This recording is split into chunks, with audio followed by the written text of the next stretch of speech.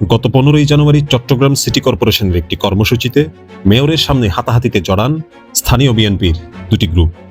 এ ঘটনার রেশ ধরে মেয়র চলে যাওয়ার পর মহিনুদ্দিন নামের একজনকে ছুরিকাঘাত করে দুর্বৃত্তরা।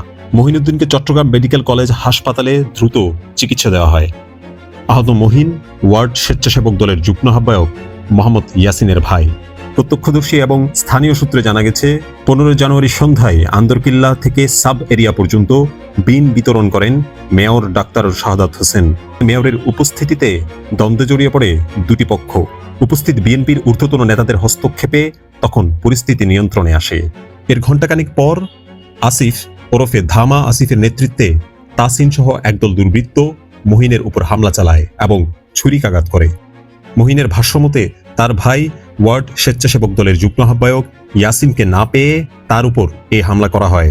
বিভিন্ন মাধ্যমে খোঁজ নিয়ে জানা যায়, কিছুদিন আগেও মোহাম্মদ আসিফের ঘনিষ্ঠ উঠা বসা ছিল নগর আওয়ামী লীগের বেশ কজন নেতৃস্থানীয় ব্যক্তির সাথে। এ ঘটনায় 17 জানুয়ারি মোহাম্মদ আসিফকে প্রধান আসামি করে কোতোয়ালি থানায় একটি মামলা দায়ের করা হয়। মামলার বিষয়ে জানতে চাইলে তদন্ত কর্মকর্তা জানান, আসামিদের ধরতে বিভিন্ন উপায়ে সর্বোচ্চ চেষ্টা করে যাচ্ছে কোতোয়ালি থানা পুলিশ।